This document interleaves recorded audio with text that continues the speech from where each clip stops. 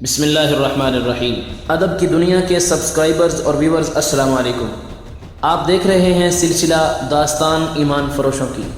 اگر آپ یہ سلسلہ مکمل دیکھنا چاہتے ہیں تو نیچے ڈسکرپشن میں دیے گئے پلے لسٹ کے لنک پر کلک کیجئے، اور اگر آپ کو ہماری یہ ویڈیوز اچھی لگ رہی ہیں تو کمنٹ سیکشن میں ہمیں ضرور آگاہ کیجئے۔ تو آئیے چلتے ہیں آج کی داستان کی طرف۔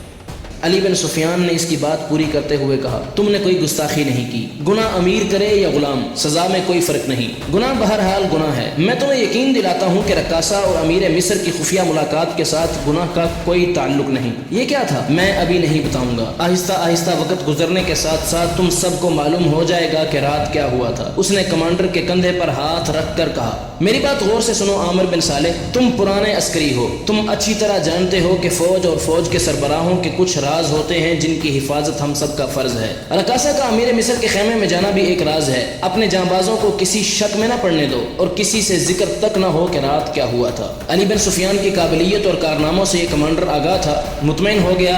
اس نے اپنے دستے کے شکوک رفع کر دیے۔ اگلے روز صلاح الدین ایوبی دوپہر کا کھانا کھا رہا تھا کہ اسے اطلاع دی گئی کہ ناجی ملنے آیا ہے۔ صلاح الدین ایوبی کھانے سے فارغ ہو کر ناجی سے ملا۔ ناجی کا چہرہ بتا رہا تھا کہ گھبرایا ہوا ہے اور غصے میں بھی ہے۔ اس نے ہکلانے کے لہجے میں کہا، قابل صد احترام امیر، کیا یہ حکم آپ نے جاری کیا ہے کہ سوڈانی محافظ فوج کی 50,000 نفری مصر کی اس فوج میں مدغم کر دی جائے جو حال ہی میں تیار ہوئی ہے؟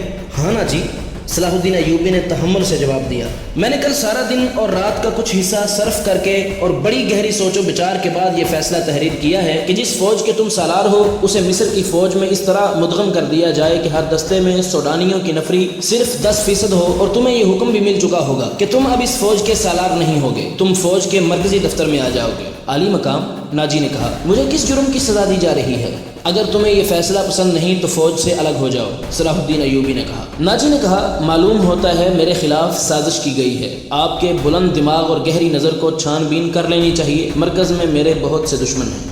صلاح الدین ایوبی نے کہا، میرے دوست، میں نے یہ فیصلہ صرف اس لیے کیا ہے کہ میری انتظامیہ اور فوج سے سازشوں کا خطرہ ہمیشہ کے لیے نکل جائے، اور میں نے یہ فیصلہ اس لیے کیا ہے کہ فوج میں کسی کا عہدہ کتنا ہی اونچا کیوں نہ ہو اور کوئی کتنا ہی ادنا کیوں نہ ہو، وہ شراب نہ پیے، ہلڑ بازی نہ کرے اور فوجی جشنوں میں ناچ گانے نہ ہوں۔ لیکن علی جا، ناجی نے کہا، میں نے حضور سے اجازت لے لی تھی، صلاح الدین ایوبی نے جواب دیا، اور میں نے شراب اور ناچ گانے کی اجازت صرف اس لیے دی تھی کہ اس فوج کو اس کی اصل حالت میں دیکھ سکوں جسے تم ملت اسلامیہ کی فوج کہتے ہو۔ میں 50,000 نفری کو برطرف نہیں کر سکتا، مصری فوج میں اسے مدغم کر کے اس کے کردار کو سدھار دوں گا، اور یہ بھی سن لو کہ ہم میں کوئی مصری، سوڈانی، شامی اور اجمی نہیں، ہم مسلمان ہیں، ہمارا جھنڈا ایک اور مذہب ایک ہے۔ امیر عالی مرتبت نے یہ تو سوچا ہوتا کہ میری حیثیت کیا رہ جائے گی۔ صلاح الدین ایوبی نے کہا، جس کے تم اہل ہو، اپنے ماضی پر خود ہی نگاہ ڈالو، ضروری نہیں کہ اپنی کارستانیوں کی داستان مجھ سے سنو، فوراً کاغذات تیار کر کے میرے نائب کے حوالے کر دو، 7 دن کے اندر اندر میرے حکم کی تعمیل مکمل ہو جائے۔ ناجی نے کچھ کہنا چاہا لیکن صلاح الدین ایوبی ملاقات کے کمرے سے نکل گیا۔ یہ بات ناجی کے خفیہ حرم میں بھی پہنچ گئی تھی کہ زکوئی کو امیر مصر نے رات بھر کا شرف باریابی بخشا ہے۔ زکوئی کے خلاف حسد کی آگ پہلے ہی پھیلی ہوئی تھی، اسے آئے ابھی بہت تھوڑا عرصہ گزرا تھا، لیکن ناجی پہلے روز سے ہی اسے اپنے ساتھ رکھنے لگا تھا۔ اسے ذرا سی دیر کے لیے بھی اس حرم میں نہیں جانے دیا جاتا تھا جہاں اس کی دل پسند ناچنے والی جوان لڑکیاں رہتی تھیں۔ زکوئی کو اس نے الگ کمرہ دیا تھا۔ انہیں یہ تو معلوم نہ تھا کہ ناجی اسے صلاح الدین ایوبی کو موم کرنے کی ٹریننگ دے رہا ہے اور وہ کسی بہت بڑے تخریبی منصوبے پر کام کر رہا ہے۔ یہ رقاصائیں یہ دیکھ کر جل بن گئی تھیں کہ زکوئی نے ناجی پر قبضہ کر لیا ہے اور اس کے دل میں ان کے خلاف نفرت پیدا کر دی ہے۔ حرم میں 2 لڑکیاں زکوئی کو ٹھکانے لگانے کی سوچتی رہتی تھیں۔ اب انہوں نے دیکھا کہ زکوئی کو امیر مصر نے بھی اتنا پسند کیا ہے کہ اسے رات بھر اپنے خیمے میں رکھا ہے تو وہ پاگل سی ہو گئی۔ اسے ٹھکانے لگانے کا واحد طریقہ قتل تھا۔ قتل کے 2 ہی طریقے ہو سکتے تھے، زہر یا کرائے کا قاتل جو اسے سوتے میں قتل کرائے۔ دونوں طریقے ممکن نہیں تھے کیونکہ زکوئی باہر نہیں نکلتی تھی اور زہر دینے کے لیے اس تک رسائی نہیں ہو سکتی تھی۔ ان دونوں نے حرم کی سب سے زیادہ چالاک ملازمہ کو اعتماد میں لے رکھا تھا، اسے انعام و اکرام دیتی رہتی تھیں۔ جب حسد کی انتہا نے ان کی آنکھوں میں خون اتار دیا تو انہوں نے اس ملازمہ کو منہ مانگے انعام کا لالچ دے کر اپنا مدعا بیان کر دیا۔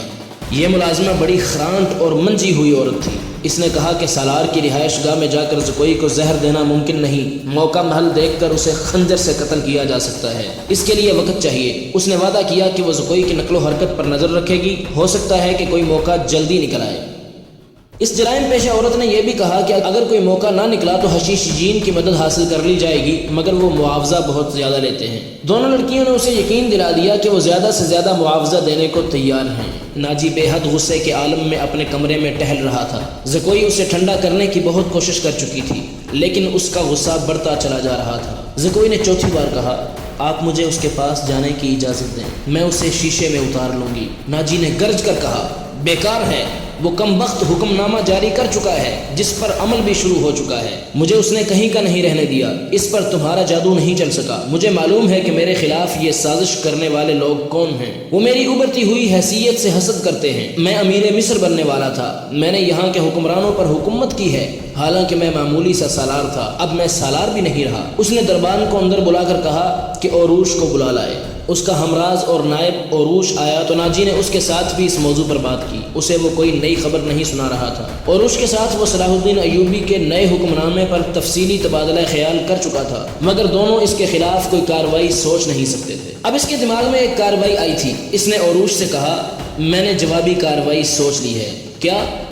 ناجی نے کہا، بغاوت۔ اوروش چپ چاپ اسے دیکھتا رہا۔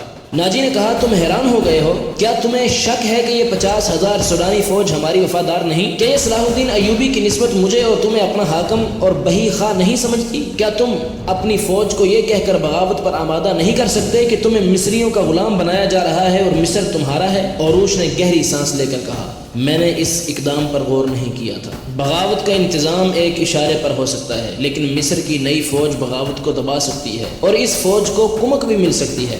حکومت سے ٹکر لینے سے پہلے ہمیں ہر پہلو پر غور کر لینا چاہیے۔ ناجی نے جواب دیا، میں غور کر چکا ہوں، میں عیسائی بادشاہوں کو مدد کے لیے بلا رہا ہوں۔ تم 2 پیامبر تیار کرو، انہیں بہت دور جانا ہے، آؤ میری باتیں غور سے سن لو۔ زکوئی، تم اپنے کمرے میں چلی جاؤ۔ زکوئی اپنے کمرے میں چلی گئی اور وہ دونوں ساری رات اپنے کمرے میں بیٹھے رہے۔ صلاح الدین ایوبی نے دونوں فوجوں کو مدغم کرنے کا وقت 7 روز مقرر کیا تھا۔ کاغذی کارروائی ہوتی رہی، ناجی پوری طرح تعاون کرتا رہا۔ 4 روز گزر چکے تھے۔ اس دوران ناجی ایک بار پھر صلاح الدین ایوبی سے ملا، لیکن اس نے کوئی شکایت نہ کی۔ تفصیلی رپورٹ دے کر صلاح الدین ایوبی کو مطمئن کر دیا کہ 7ویں روز دونوں فوجیں ایک ہو جائیں گی۔ صلاح الدین ایوبی کے نائبین نے بھی اسے یقین دلایا کہ ناجی دیانتداری سے تعاون کر رہا ہے، مگر علی بن سفیان کی رپورٹ کسی حد تک پریشان کن تھی۔ اس کی انٹیلیجنس سروس نے رپورٹ دی تھی کہ سوڈانی فوج کے سپاہیوں میں بے اطمینانی اور ابتری سی پائی جاتی ہے، وہ مصری فوج میں مدغم ہونے پر خوش نہیں۔ ان کے درمیان یہ افواہیں پھیلائی جا رہی تھیں کہ مصری فوج میں مدغم ہو کر ان کی حیثیت غلاموں کی سی ہو جائے گی، انہیں مال غنیمت بھی نہیں ملے گا اور ان سے بار برداری کا کام لیا جائے گا، اور سب سے بڑی یہ بات کہ انہیں شراب نوشی کی اجازت نہیں ہوگی۔ علی بن سفیان نے یہ رپورٹیں صلاح الدین ایوبی تک پہنچا دی۔ ایوبی نے کہا کہ یہ لوگ طویل مدت سے عیش کر رہے ہیں، انہیں نئی تبدیلی یقیناً پسند نہیں آئے گی، مجھے امید ہے کہ وہ نئے حالات اور ماحول سے عادی ہو جائیں گے۔ صلاح الدین ایوبی نے پوچھا، اس لڑکی سے ملاقات ہوئی یا نہیں؟ علی نے جواب دیا، نہیں، اس سے ملاقات ممکن نظر نہیں آتی، میرے آدمی ناکام ہو چکے ہیں، ناجی نے اسے قید کر رکھا ہے۔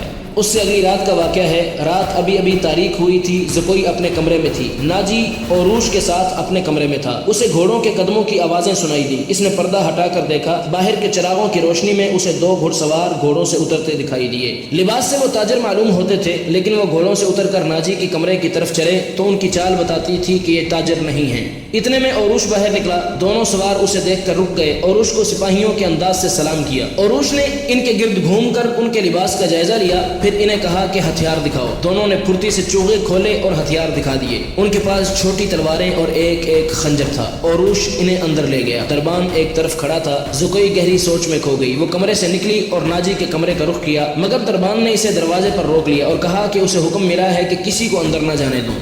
زکوئی کو وہاں ایسی حیثیت حاصل ہو گئی تھی کہ وہ کمانڈروں پر بھی حکم چلانے لگی تھی۔ دربان کے روکنے سے وہ سمجھ گئی کہ کوئی خاص بات ہے۔ اسے یاد آیا کہ 2 راتیں پہلے ناجی نے اس کی موجودگی میں اوروش سے کہا تھا، میں عیسائی بادشاہوں کو مدد کے لیے بلا رہا ہوں، تم 2 پیمبر تیار کرو، انہیں بہت دور جانا ہے۔ اور پھر اس نے زکوئی کو اپنے کمرے میں چلے جانے کو کہا تھا۔ اس نے بغاوت کی باتیں بھی کی تھی۔ یہ سب کچھ سوچ کر وہ اپنے کمرے میں واپس چلی گئی۔ اس کے اور ناجی کے خاص کمرے کے درمیان ایک دروازہ تھا جو دوسری طرف سے بند تھا۔ تو سامعین، یہ تھی ہماری آج کی ویڈیو۔ اس طرح کی مزید اچھی ویڈیوز دیکھنے کے لیے ہمارا چینل ادب کی دنیا سبسکرائب کیجئے، اس ویڈیو کو لائک اور شیئر کیجئے۔ اگر آپ کو یہ ویڈیو پسند آ رہی ہے تو کمنٹ سیکشن میں ہمیں اس کے بارے میں مزید بتائیے۔ شکریہ۔